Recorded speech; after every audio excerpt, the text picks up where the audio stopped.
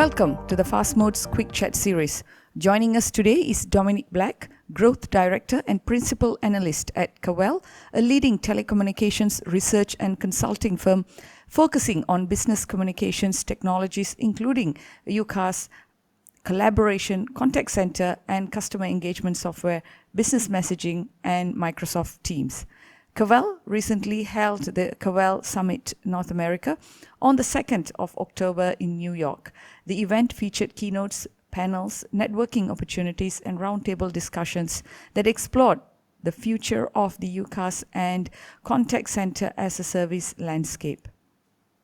Hi, Dominic. Great to have you here today. Thank you so much. Great to be here. Okay, so what were some of the key highlights of the event? So we hosted this event this week, and it's the fifth time we've done it in the US market, and we've been running these events for almost 10 years now. One of the highlights for me is the reason we do this. We're a research firm at the heart of what we do. So we produce a lot of research around the contact center market, around the unified communications market, looking at the Microsoft Teams opportunity and how that's changing. And we're bringing together 250 of the leading voices in the industry to come and talk about what they're doing. So some of the highlights for me is just listening to some of the biggest telcos in the room. So hearing from the likes of Verizon, hearing from TELUS from Canada, hearing from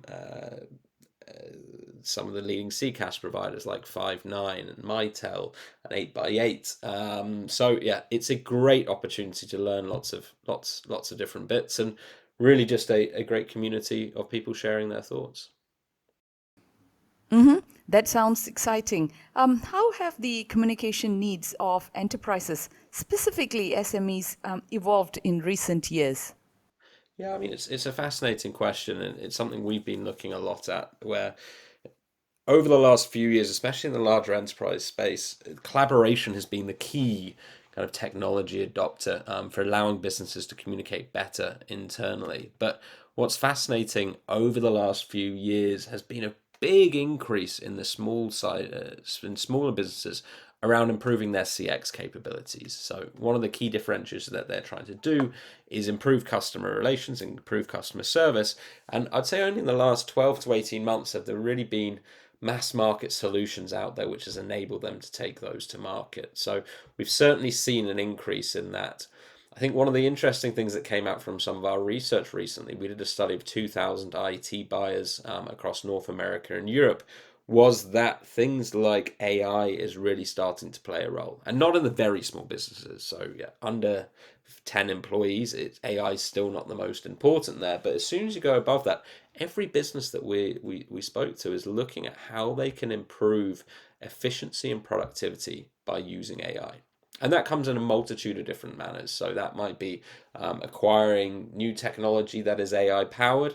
That might be looking at their data internally and going, well, how can we leverage some cool stuff over this? And it was great hearing at our conference. Not only did we have the likes of Microsoft and Zoom talking around what they're doing with AI, and there's some really great stuff that both of those are doing, but also we're hearing from people who are building AI functionality into new products. So companies like AI4, who've been working for a long time, they gave us a great demo of how they're using AI over their voice data. We heard from Cisco talking around what they're doing with WebEx and how they're leveraging AI through their capabilities. We heard from companies like Blue IP, who've been more focused around the hospitality industry, but how they're leveraging AI internally as a telco provider there as well. So I think AI is coming through very strongly on that. But also tied to that is making sure communications are compliant and secure as well. That's one of the biggest risks that when we're speaking to IT buyers is they want to use AI to drive efficiency, but they're also very nervous about how that data is going to be used, how it's going to be exposed. They don't want to break any customer data protection. They also don't want their employees abusing AI in ways that they shouldn't do as well. So a lot of drive towards AI, but then some realism around AI is not the silver bullet that's going to cure everything. Okay, great. So, how have the trends around work from anywhere influenced SMEs' investments in new communication platforms?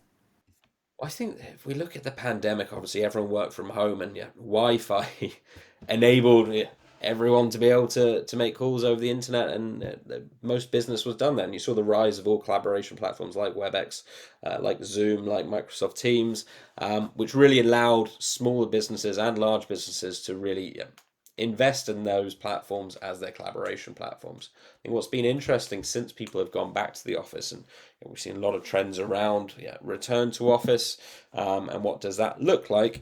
I think now more than ever we're starting to see mobility play a role, and how do you enable the best mobile communications to each of your employees. And that's not just putting an application on their phone, but also integrating the native dialer into that as well. And we heard from Microsoft and Momentum and Destiny and Tango Networks at our event around that future of mobility, moving beyond just application based, but really integrating phone numbers in there. Things like eSIM have been a massive driver for this. So that's where we see a big opportunity for businesses in the future. And we're seeing not just telco delivered services here, but also the rise of enterprise MVNOs as well. So we've started seeing you get on an aeroplane, and an airline is now offering a mobile SIM for you to enable data in different places. The same with insurance companies, and travel insurance is getting data from them. We're seeing Revolut, a fintech, offering free data for their higher subscribers as well. So I think the world of mobility is definitely changing. And things like eSIM is one of the big drivers for that. But also, yeah, that's only going to be good and enable better experiences for all the enterprises and users of these kind of technologies.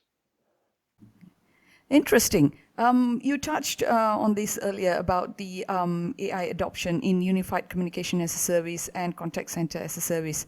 So, what's the exact current state of the adoption right now? And from the event, what are some of the challenges that are being faced by organizations in deploying or rolling out AI?